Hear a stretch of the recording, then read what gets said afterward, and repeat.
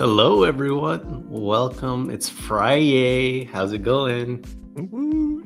Woo! Today is a day for me at Cisco, so it's like a free day off every quarter. Ah, nice. nice. Very cool. Nice. Very cool.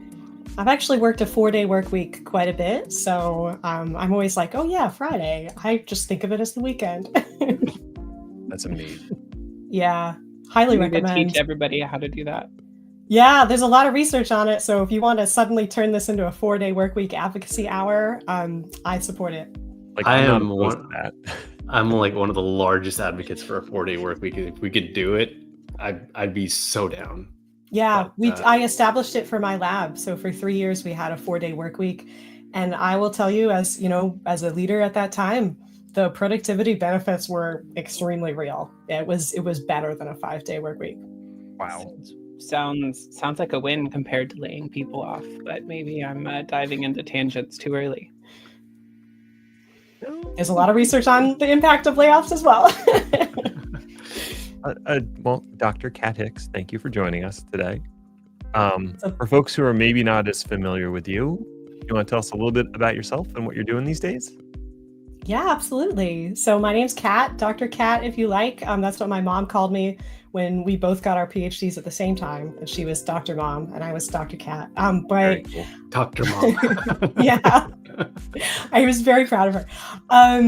I have a background in psychology, so I'm a social scientist and a quantitative social scientist in particular, although pretty quickly I learned that I love interviewing people, so I actually do what we call mixed methods. So I do interviews and things like that, as well as dive into kind of large-scale statistics with human behavior.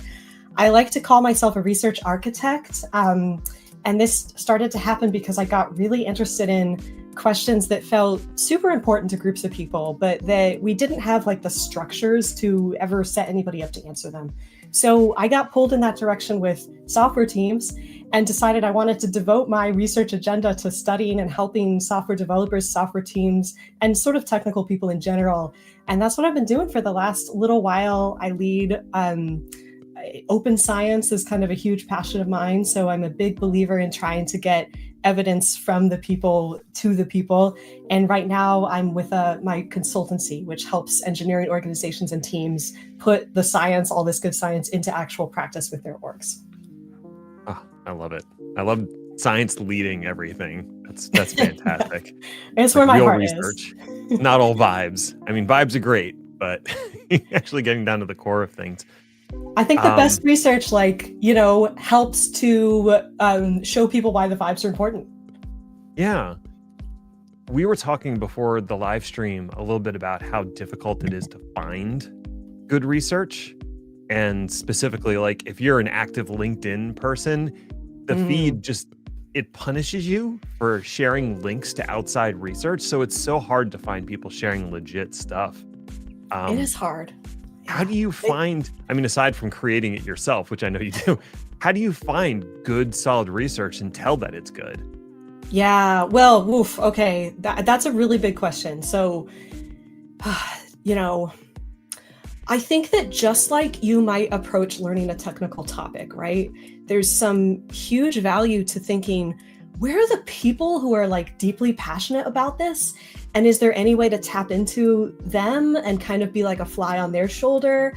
So, genuinely like identifying scientists to follow on social media is a huge thing that I do. And to follow respectfully, I will say this, like they're not vending machines or like gumball machines for you to like drop a quarter into. These are just people, right? And a lot of them are super busy, but I make a big habit of trying to follow a very diverse crowd. So some of the best research that I've integrated into my own work came because I followed a graduate student like 5 years ago, and I thought this person's insightful, or they dropped some interesting paper and it was kind of on the edge of what was like, really mainstream, but I'm just going to keep my eye on this person. I kind of pride myself on being good at identifying this.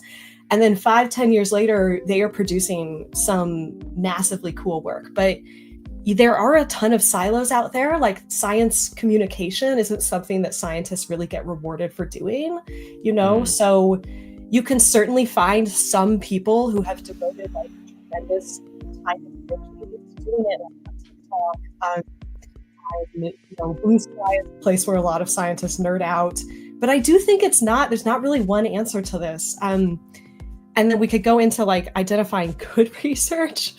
That's the whole thing. So I do try to produce some content on this. Like I have a podcast that's called Change Technically. And one of the things that we always try to do is pull the curtain back a little bit on research methods and tell people, here's part of how you can tell the difference between a really quality study or not. But, there's not a ton of us out there doing that work. So I don't have a single answer for you, but I'm happy to dive into like the sort of basic research literacy skills that I think are useful for like anyone in technology. It's just trying to like not get taken in by snake oil. So you have to be a little bit of an expert to understand like how to sift through all that. How big would you say the gap is between the research actually being actionable, mature enough to be actionable, and the amount of just distance and lag between, especially the stuff that really can impact everybody now and today, being appreciated and put into practice? Is that like a 10-year gap, or is that like 20 people removed from the scientists to the business professionals that can actually make those changes? Or what does that chasm look like? Have you ever changed anything in your life because of evidence that you found or like data that you consumed? Yeah. I mean, when it comes to diet, I stopped feeding my kid Cheerios at one point of time, like little tiny things. I mean, those big food decisions are big, right? Maybe something like, you make a decision to take a medication, right? And that's probably like, you didn't have to go read the studies about it, but there was kind of like a long chain of people kind of getting there to the point where you're in the doctor's office and they're like, this is safe, you should do it for these reasons, right? And not everything is perfect with that, right? But I think that you've raised such a big question. I'm giving myself like a beat to just think about it.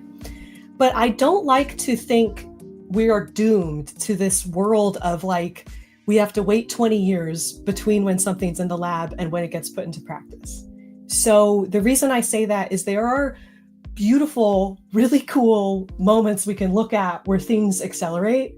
And this is actually where sometimes I actually get inspiration from technologists, because I was sort of raised in this world of slow plodding, peer-reviewed science years after you do a thing. And I was always dissatisfied with that. I worked with these schools and we did research with children in these schools, and I emailed the principals like the results of our studies as soon as we had them, because I just felt like, you have given us this gift of data and I want to give you your story back.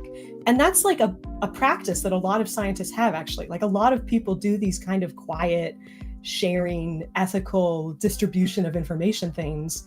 But, I learned in that process that there was something that we call action research, which is an approach I actually try to take in my own work, where you say, I'm going to do a project and I'm going to find a way for this project to immediately benefit a community. So maybe a good example of this is like, we did a research study on code review anxiety led by the amazing Dr. Carol Lee, who's a clinician, trained clinical psychologist. And she really wanted to tackle code review anxiety. So people feeling incredibly anxious, scared, threatened when their code is being reviewed. And we kind of knew something about anxiety. Like people often say, just get better at coding and this will go away, which is pretty much the opposite of what you should tell someone with anxiety. And it's also not true. So if anybody's listening to this, highly experienced, very skilled, best code in the world, people still have anxiety around submitting that. It is detached from your level of experience and how good your work is a lot of the time. So when we did that project, we knew we didn't just want to be like, here's our paper and now we know anxiety. That isn't that cool, even though I think that's a beautiful contribution that she made there. But we decided we're going to release the exact intervention that we did in the study. It's freely available. We're going to give it in a workbook We're going to even help folks who read the research to kind of give little workshops about it in their own orgs. That's something that happened. So the time between us doing the study and releasing the results and people actually, benefiting from it in their workplaces was like 3 weeks, Oh, wow. So that's, that's a psychology example. I think there are examples of like the acceleration and the wonderful things we can do when we have an injection of investment in science, like in the pandemic for, medication and testing and things like that. So there are moments we can say having this gap is kind of a social choice, and we could shorten that gap. Does that help? It was a fun journey. I think I found the study you were talking about. Is it My Code is Shit? Is that the study? Oh, that's our second study in the series, actually. So okay. I'll find I know we got so into it. That title jumped out at me. Too. I was like, I like it. I love that one. We actually haven't published that one yet. That's the follow-up study. The first study is published. Yeah. So I linked it to you, this is in a journal that I really like called Empirical Software Engineering. So you could follow a journal like this, to keep in touch with some science. Cool. And I'll send you our workbook too, because that's the thing people like. That's awesome. One of the reasons I wanted to have you on the live stream was because I know you've been tracking the impact of AI on developers. Yeah. And that's something I'm kind of curious about. And I've heard a lot of FUD from the anti-AI camps and a lot of hype from the pro-AI camps. And I know it has to be more nuanced than that. So is AI good for developers? Is it terrible? Is it making us all dumber? I mean, what does the research say so far? Yeah. Okay. So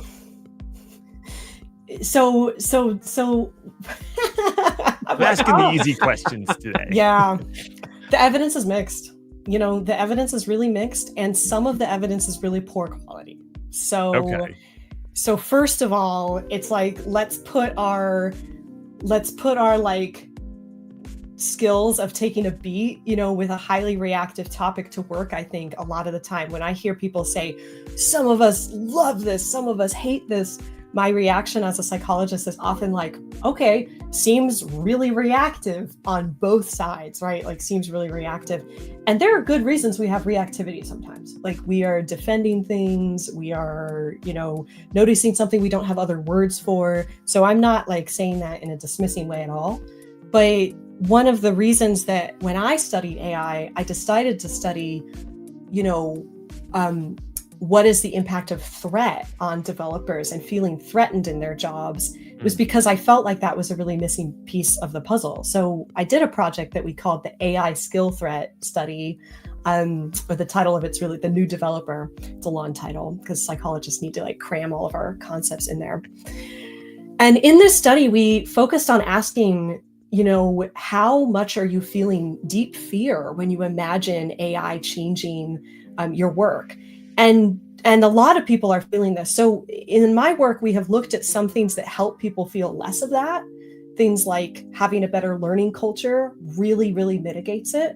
And things like having a strong sense of belonging in software engineering really helps to mitigate it. So it's kind of this effect we keep coming back to with technology teams, which is like, every change is made worse by a bad, brittle, discriminatory, exclusionary, highly competitive environment. Our minds just don't work very well in those environments. So I think you have this stew where like a bunch of people are fearing this, and then AI is definitely changing how people feel like they need to work. And so when that happens, I think we have pretty solid evidence at this point that people are feeling what we call like identity threat. So the feeling like I might lose really valuable parts of my work. Now, I ask a lot of the time, how do we protect that? Like if that's the case, if we're maybe going to introduce some changes, which changes are good? Which ones should we introduce? So like one of the big interesting findings that keeps coming up is like, yeah, people will use these tools to do cognitive offloading. So, they'll try to kind of spend less cognitive effort in their problem solving. And that doesn't surprise me, because that's like the whole point of automating anything, or kind of working at a higher level of abstraction. And that now people are asking, like, is that really good or is that bad? And we're seeing all of these studies that are, some of them are saying it's bad and some of them are saying it's good. And I think the reason we're getting those really mixed effects is we're not being specific enough about how the AI is really being used. So that's kind of like my high level take. But an example I like to share is, in 2011, there was this fun study. So way before LLMs, right, were kind of hitting us with all this like fear about how we're using our minds. There was this study from Sparrow and colleagues, and they took a group of people and had them memorize some trivia statements. So they were studying like memory, you know, in the moment, the function of our memory, which is what a lot of people are concerned with when they do these AI studies. And they had half of the people sit down and write these trivia statements that they had learned into like a computer interface. And they told half of the people, the computer is going to remember this. So you write it in there and the computer's going to remember it. Half of the people, they told them, you're going to write this in there and then the computer's going to erase it. So the people who were in the erase group remembered all of this stuff way better. Like in the moment, it was important to them to learn and remember.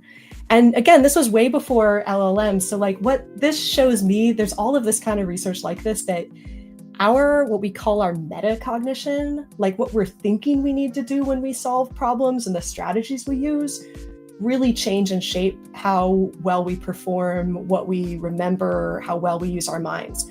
But to me, that's not like a terrifying thing. It's just a normal thing. Like this is true when you're working on your computer now. It's true when you're choosing to like use an interface that does things at a certain level of abstraction. And I think for developers in their minds, it will also be true of AI tools. It might start to make you less practiced at certain skills, or it might make you remember certain things less. And I think we should think really carefully about whether we want that trade-off and where we want it. But the fact that that sort of effect is showing up in the research does not surprise me. So that was a little wonky. So like, tell me if I need to like explain any of that more. So I'm kind of curious, just building psychologically, I'm confused at people's framing of the question about AI and its impact on humans. Because when I sit down, and I've adopted a lot of AI tooling in my workflows, and I don't just adopt it for me, because I create the tooling that my team uses to also be successful with the same tooling. Yeah. And we hear things like executives saying, well, this is a box to replace people, or people saying, I can ship this slop, which ultimately AI slop is because of human slop that it was trained on. So let's remember that. But instead of looking at an order of magnitude change in what you can accomplish, people are looking at it as a threat. So you have CEOs or companies like laying off thousands of people or what have you. Why is that the response psychologically, instead of, oh, look, we can change our business goals by an order of magnitude? It's like businesses are looking to tread water instead of actually dreaming of achieving more. Yeah. And personally, I know I can achieve more in my lifetime. Like that is a significant change in what I can achieve in my lifetime. Well, so, it's kind of sorry, please. Oh, so I'm curious when people's imagination starts kicking in to say, okay, well, what does it mean without being locked into the discrete systems that we think in? Yeah. So, you've used a number of words I think are interesting here, like people's imagination. We imagine scenarios about what's going to happen to us constantly, right? Like this is just living, and a lot of those are, we are correctly reading signals sometimes, right? So the executive who says, this is a box to replace people, and they're kind of like rubbing the Mr. Burns, like, woohoo, I was waiting to replace you guys. I mean, you know, it's kind of like AI is just the vessel, right, for this person. And there was a thing there that we all knew, which was that our organization actually saw us as very replaceable objects, like fungible, replaceable objects. That's very threatening. And I think inaccurate to how software development works. I mean, I work on this in my book a little bit, that we have this misconception about imagining that, you know, we get the best code when we just get these isolated little developers and we treat them like robots. So I think that the way people are using AI is legit very threatening, you know, and the arguments that are being made with it, it's becoming a, you know, it's a location, honestly, like psychologically speaking, it's a location where we're starting to be able to talk about certain things that have actually been there in tech for a long time, or have been there in there for your career, you know, but it hasn't quite crystallized or had this level of market pressure, right? And you know, I don't know, I get a lot of comfort sometimes from reading like economists, and I grew up in a labor movement place. I grew up in like northeastern Pennsylvania, and I was really interested in like the history of coal mining and the history of, you know, how all of that functioned. And for a long time, that seemed really inevitable to people. And that was kind of like, we need this coal and the world needs it to run. And so some number of you will die, and we'll try to make sure it's the people we care the least about who are going to die in these mines. You know, like that, it's dark, but like that is, being in touch with that history is very important to me and very poignant to me, you know. And as someone who works with workplaces, like it's very real to me that workplaces are places that change people's lives. And, you know, so that was a lot of philosophy to dump at you, but why it happens is really interesting. And I think that I like to ask, can we sit and imagine like a really safe version of using like a generative model? You know, I've used statistics my whole life, and I find these models very interesting. But the parts I find hurtful and hard are like the idea that authors will no longer get credit for their books, you know, or the idea that things will run on code that no one understands. Like those are very scary possibilities to me. And then I ask myself, well, do I know how, you know, is the code around me right now understood at all? And so can I help move the needle on like the larger infrastructure that's allowing for the bad uses of AI? You know, why it happens is, I think, a really basic psychological dynamic, right? Of like what we allow to have power in the world. And we saw this in our AI skill threat study. So one result that was really close to my heart was racially minoritized developers were reporting far higher rates of AI skill threat. And these were, you know, holding for experience, holding for age, accounting for all of this other variable stuff in our statistics. You know, we hypothesized that these are people who expect to be treated less fairly. You know, they expect that whenever there's a change in my workplace, people are going to be looking for me to mess up. They're going to be claiming I don't have skill. So if anything changes, like what I have previously used to protect myself, they're like probably completely valid in diagnosing that things are going to get harder. So we make a call in my research to say, if you're going to lead in this moment, if you're going to be a leader for an engineering org, you must take that kind of thing seriously, and you will be like kind of doing massive damage if you just make a top-down AI mandate with this secret thing in the back of your head about how you're going to replace people. I mean, that's childish thinking, to be honest. You know, it reminds me of, maybe this is a bit of a tangent, but I think we've all seen the movie Office Space at this point, right? And when they say they're bringing in consultants, everybody's first reaction is, we're all getting laid off. Yeah. And I feel like AI is the equivalent of that. It's, we're bringing in this change. And all of my experiences of big change within a company always ends up being bad. Whether it's bringing consultants to lay me off, or like I have been through 3 different private equity acquisitions, and it's always been bad for the company. So if you tell me big change is coming, my first reaction is, I better get out of here because it's not going to end well. And so even if AI does have the potential for a lot of improvement in my workplace, I don't believe my workplace can actually make that improvement without massively disrupting me. Yeah.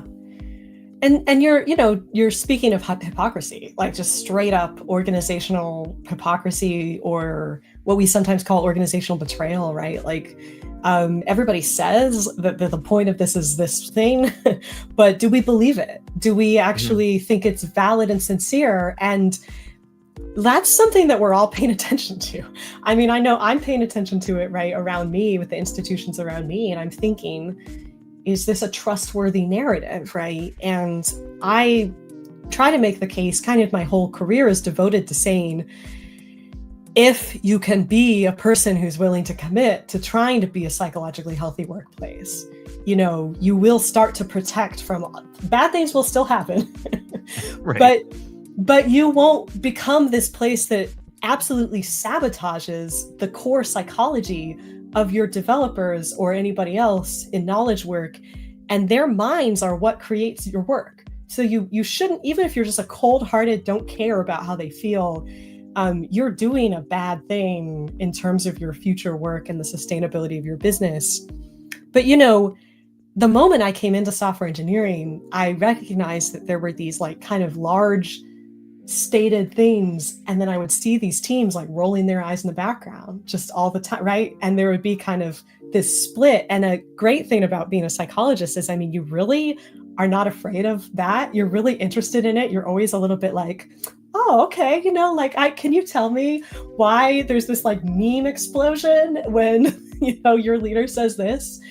And usually there's a history, right, of this person let me down, the story's not the story. And I think sometimes this can be like, I don't always believe that like the largest number of people or the crowd of developers are right all the time. I think we're human beings who can have like groupthink and crowdthink and in groups. And so I'm interested in like understanding and repairing kind of those relationships on both sides. But, that's what we're speaking of, these kind of really deep relationships we have with our organizations and with our communities and environments around us, right? Yeah. I wonder, like, I'm an old now. It happened. And it keeps happening more. And I find myself more resistant to change just from like inertia. Sure. Yeah. And I'm like, do I really want to learn a new thing again? And the answer is usually yes, because that's just who I am in general. But like, it takes a little bit longer for me to break free of that like technical inertia and try to embrace something new. Is that something you've ever studied or factored into like adoption of new technologies? I wouldn't say I've studied it directly, but I think about it. I mean, let me ask the other folks with us, like, does this resonate with you? Like, what do something I always think is technologists have to do so much learning. Like there is so much change, right? Like that is sometimes, and I hear people sort of take pride in that, like this is who I am and I've always been this way, but it's hard, right? Does that resonate with you too? Well, when I think about it, it's like I haven't finished learning what I'm supposed to be learning, and then I've got to like park that to go learn the new thing. And then this becomes a very vicious cycle of, all these things are now parked. When am I ever going to finish them? Like I'm here sitting thinking about like, when am I actually going to dive deeper into MCP servers? Not that we have to get technical here, but I've got to park. I know what that is. Right? Yeah. Okay. So there's a quality of like, I'm actually kind of scrambling to keep up, and it's jumping. It's like context switching a lot. Well, that's exactly what's been going on in the last couple of years, where this stuff is coming out so damn quickly. That it's not just me. I mean, I'm sure others, not even in this chat alone, but outside, that feel all of this anxiety. Like, how am I going to stay relevant and keep up? And on top of that, be employable. There's some skill thread there. Am I going to be employable? That's the question.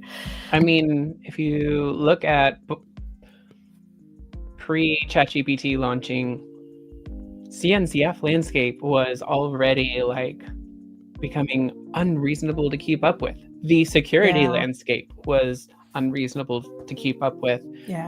every single market had their own unique things, and it was all exploding. Now all of that stuff is moving faster because it's starting to accelerate from code gen.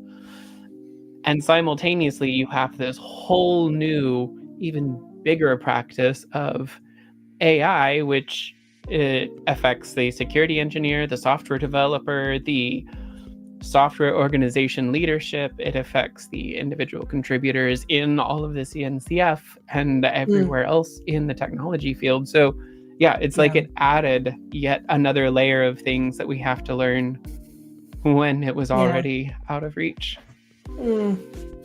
That's painful, y'all. Yeah. It's like the kitchen was on fire, and so someone sprayed gasoline everywhere. Yeah.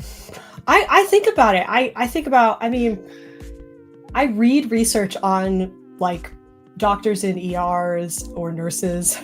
You know, I read research on firefighters because I consider myself someone who works with like a high stress population. Like, not to put it in clinical language, right? But when I think about, I'm working with developers, technologists, and the more I get into a specialized niche, like I've interviewed infrastructure engineers, security people, I was just talking to a security researcher yesterday, the more you see the specifics of how much is like funneled down onto the shoulders of like this one person, and then this kind of history of like, it's almost like this archaeology of like imperfect decisions, like again and again and again, and kind of, I feel that deeply. And I will say, like, I feel like one answer is the world needs to pay more attention to this, not just you all.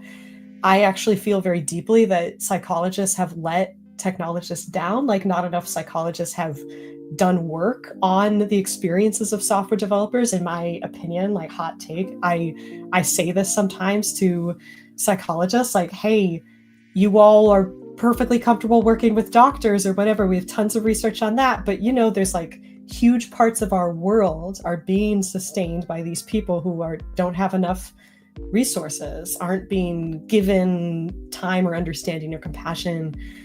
You know, something that on the quantitative side, I've always measured learning culture in every one of my studies. And it's not just like, people often hear that and they think it's just like, I love to learn, you know, or learning's fun, or it's like that. It's not the emotional side of it, actually, although it kind of comes along with that.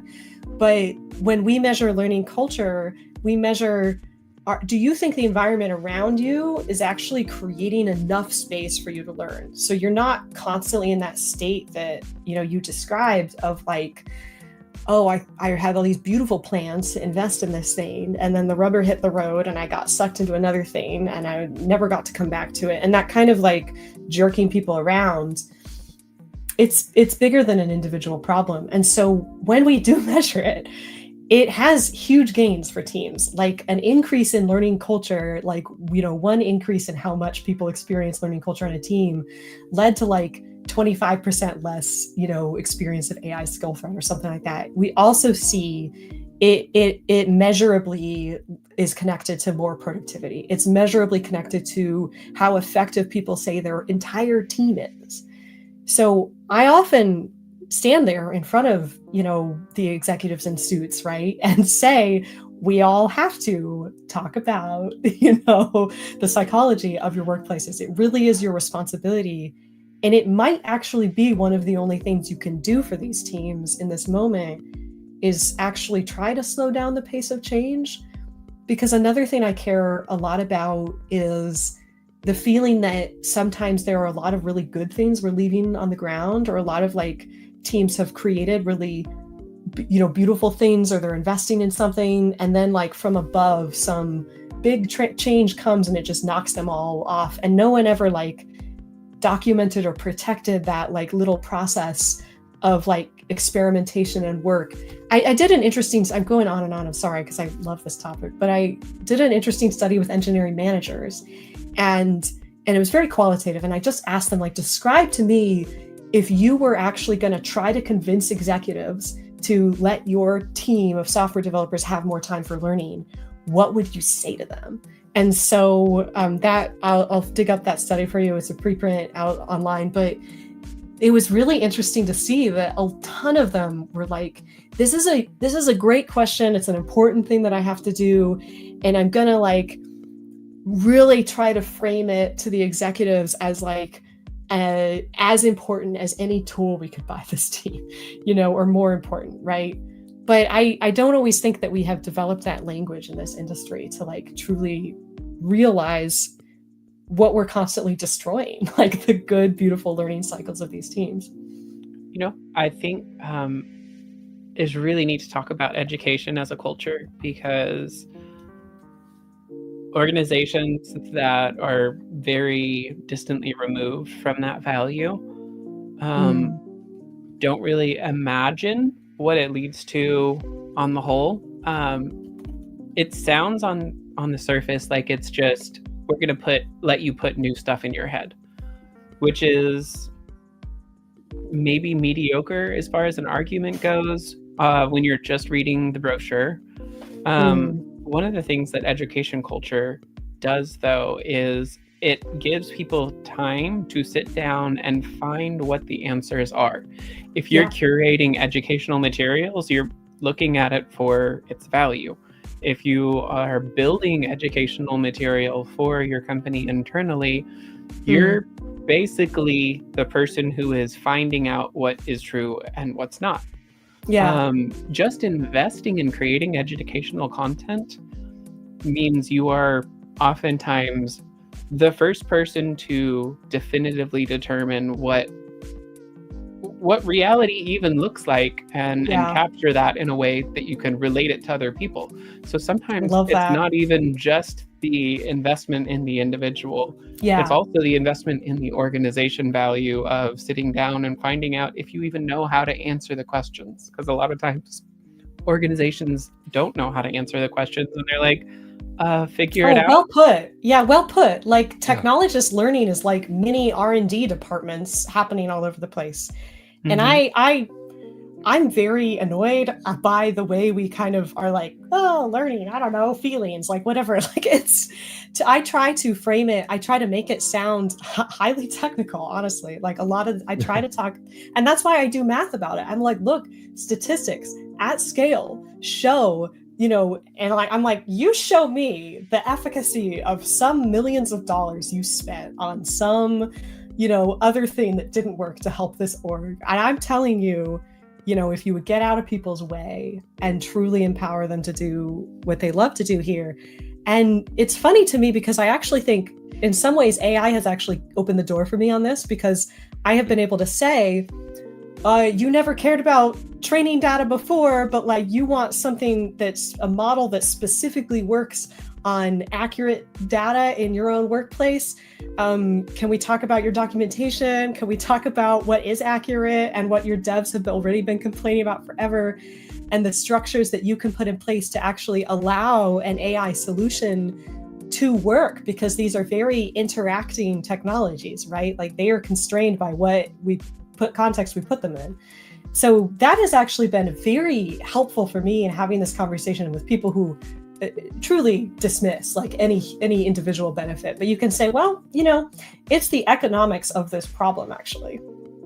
Okay, so when you're having a conversation with an executive who is pro AI, and they are all about unblocking the finances, unblocking the flow of information, unblocking everything in their company to make sure that the AI has all the information it needs. But they won't do that for people. Yeah. I almost feel like AI is going to accidentally hack corporate America into writing stuff down in an organized and dense fashion, which is going to accidentally allow for humans to have the education that they need and access to information that we need. Because eventually we're going to find that tokens are so cheap that we need to actually figure out which tokens are valuable and make sure that we are condensing all of the slop down into, okay, what do we need to know? What do we need to say to each other? How much actually needs to be written down, and how do we decide what should and should not be written? because everything we do write down, as it becomes used more and more to actually direct the robots, everything is a liability if you write it down. But if you don't write it down, it's also a liability. Yeah. We're going to have to measure and weigh and change how we view everything that we write. And I'm excited about that eventually when we get to that level of designing. Think about how much that is written down in your organization is actually wrong. Exactly. That's a liability. From top to bottom, like the policies that you have in place for like how your workplace functions. Some of those policies, people read and they're like, no one follows that. Don't worry about it. Like AI doesn't know that. So that's just... Or you're looking in the wrong place. Right. It's false because no one cares about it. But then there's stuff that like, oh, we documented that 2 years ago and that's not how we do that anymore, but it's still on the books. Well, AI doesn't know that either. Yeah. So I think you're right. Like, if we're going to turn AI loose, and that's what like everybody that I've talked to in the industry that's spinning up these big AI factories internally in their organization, they are just like trying to figure out how much data, unstructured data, they can throw at this thing. And so much of that is just going to be straight up wrong. Yeah, well, it's a very, if you'll forgive me for saying something a little cheeky, it's a very engineering sort of approach to say, probably if there's enough data, everything will be figured out, and I mean, you could really create misconceptions at scale with a lot of data. Like it's very, I mean, we did some work on this with a topic that is like, we put out an incredibly wonky paper called No Silver Bullets about cycle time and how creating like really simplistic averages of developers' cycle time is super misleading. And it's not accurate to say an average cycle time in the past for even one developer will not predict their future average cycle time. So if you want to do stuff like say our team has to hit this benchmark or another company has this benchmark, and if we don't hit that benchmark, we're wrong, it's already based on exceptionally flawed data, like very flattened. And I've made this argument a bunch. It's a hard one to sell because it requires, it's just me like fire hydranting about statistics for an hour, which is not useful to any executive. But I think the sort of behind the scenes meaning of that is, we really have this challenge in the whole world of like getting real about the meaning of our data and how we're using it. And I hear a beautifully positive vision in what you're saying, Kat, to my fellow Kat, like maybe this is a forcing moment and maybe it is a way in for a lot of stuff we didn't get them to care about before, like increasing code quality or drawing the curtain back on problems. And I'm not above playing that way. Like I'm not above trying to say, use whatever you can, right? I don't think it's actually magic. If I can interrupt. Please. In practice, it has literally turned into a lot of the like work items or work product that I develop are team scalable prompt infrastructure. But it's human readable documentation. And trying to sell, I'm going to spend a month or 2 months as an IC just working on documentation is a really hard sell. However, reframing it as I'm going to spend a quarter building prompt infrastructure that a multi-hundred IC engineering org can scalably use to reduce everything from the amount of time it takes to write high quality Git commit messages to being able to deterministically ship a plan for code that's going to be written ahead of time. Like, I love these are things that an executive is going to hear and be like, make the AI do more and do it safer and do it with a predictable quality. Great. But and at the same time, your side effect is now the humans have documentation for the first time. Yeah. I think we need to think that way. I mean, if we're people who are interested in culture change and none of us are bigger than our environments, like that's, by definition, And I'm, like I said, I'm not above saying use whatever language. If there's like a good human outcome, you're really solid about that. We've done the work to figure that out. Whatever, like use the language that works. That's what everybody else is doing when they're trying to get initiatives through that they don't fully understand. And I don't even mean this like maliciously. Like, I was a VP. I understand that you are in such compressed moments of time, and you're trying to so quickly take a thing that's in your head and shove it in some other person's head, and that other person has incredible levels of other thoughts and context and fears and whatever. And I don't know, sometimes you need to speak the language and then they believe you after that, right? And then suddenly the next time it is okay to say documentation. And I do worry about us leaving behind like those things, those kind of more human activities. I do want us to be pushing both pieces forward, like, and not just have everyone has to have engineer attached to their title in order to get taken seriously in the workplace, because then we're just going to have like a new title, right, that'll serve that function. But it's the game, Diplomacy, corporate diplomacy. Yeah, right. Persuasion. I think about moments where I was talking about education policy with politicians, which I have been the scientist in the room sometimes, which is a really stressful experience. And you just have whatever, you have your like 30 seconds and everyone's glaring at you, and you have your like deck of statistics, and you've done all this pre-work to say, I'm gonna put this 1% here in front of this person's face, and we're trying to like get more food for kids in school. This is like the most empirically obvious thing in the world, that if children can eat, they will learn better, right? But we still have to go into those rooms and try to win those arguments sometimes. Yeah, trying to convince someone on a 2-year election cycle that if we feed children in 20 years, we'll have a better workforce, is really a difficult sell in a lot of scenarios, which is sad.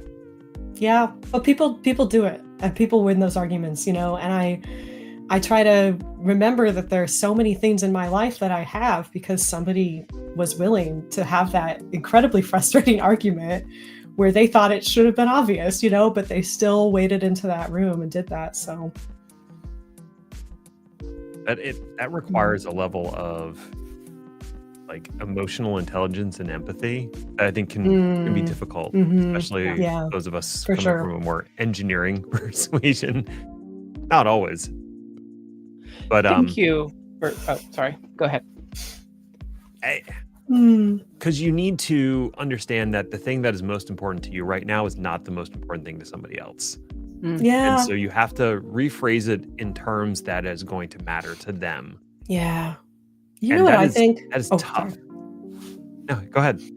I'm so sorry. I find it hard with a group of people. I have 3 little brothers, and we were like a very like interrupty family. It's never intentional. It's I think engineers are really empathic. I actually do. This is like my hill to die on, I guess. And I know we have like a culture that can really not reward that, or a culture where people perform a lot of hostility. I receive that almost every day of my life. But when you ask people things like in my studies, I've asked people, do you want to help people as part of software engineering? Is that like a meaningful part of this skill set to you? The vast majority say yes. Like 92% of engineers in my research say yes to that question, which is like more than psychologists. That's wild. It is, yeah. And we can have things that are cognitively difficult for us, but that's not because we don't care, right? Like we can have things where we've spent our lives doing other forms of work, so we didn't get the practice doing whatever, but I deeply believe there is like untapped empathy in this field. And I actually think that's one of the reasons that the AI stuff is so scary and hard for developers, because they don't want to be part of a harmful technology. And we're not sure what avenues this industry gives us to like live that out or to follow those values. But I've done some work on like self-compassion for engineers. So this is part of our code review anxiety work. And we gave people this self-compassion workbooks, you know, and led people through these exercises. And you can, there's this amazing connection, which is like the more compassion you feel for yourself, the better you are able to face these like really scary, challenging moments and friction with other people. And I think sometimes it's like a little bit easier and healthier for people than just leaning on empathy, because empathy is like super draining. It's like if you're gonna power everything you do with like raw empathy, it's kind of like I don't know cars, but it's like putting this like high crazy fuel in your car all the time, and it's very powerful. But I think of my work when I go into like whatever policy mode, advocacy mode, I'm like, I need to be able to go home and go to my family, you know, in order to like work towards people. This cannot be all powered by my empathy. So I try to tap into things like a sense of compassion, which is like, this is not all on me. There is shared humanity. I'm one part of I'm a really small part of a big ecosystem. And I take pride in that. Actually, it's not overwhelming. Like these are kind of like the things you try to get people to think with self-compassion. Whereas empathy can be a little bit like, oh my God, I'm feeling everything. You know, that is, our bodies try to protect ourselves from like getting hurt, you know? So if that makes sense, that distinction, that is what I like to recommend to these highly empathic technologists who I encounter, who kind of put the world on their shoulders. And I'm like, well, you know, it's too much. It actually is too much. But maybe if you start to see yourself in this larger shared humanity with other people, teachers, firefighters, crisis workers, you will feel less alone. And then it'll actually get a little bit fun sometimes to have these arguments with people. Yep. Dr. Kat, I just want to thank you for bringing psychology to this field. Thank you. I think it's interesting because in the software and technology field, I've encountered people who ended up in this industry through a lot of bizarre life stories, being one of them. But it's really, really neat to see you specifically, not just arriving in the technology industry, but applying your unique passions and skill set and practices to actually care about what's happening in our industry. Thank you.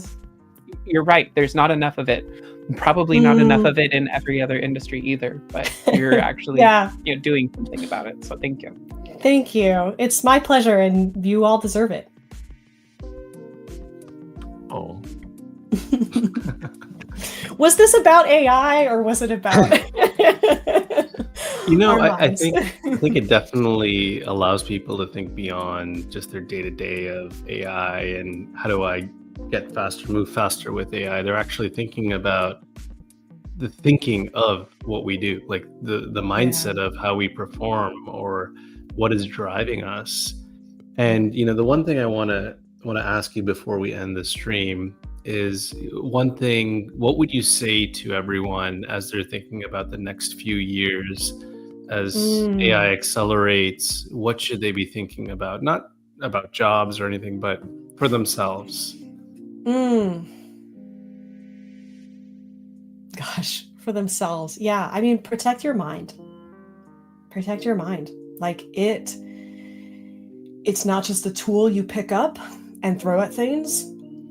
It might not be there forever because we all age, like, I mean that in a kind of, not in a scary, but in a like, hey, look, we're all creatures with living bodies. Like, if you love this work, and I know people do, then think about what being healthy at this work really is, and I think that a lot of people have a really false trade-off in their minds that it's so easy for us to convince ourselves, like,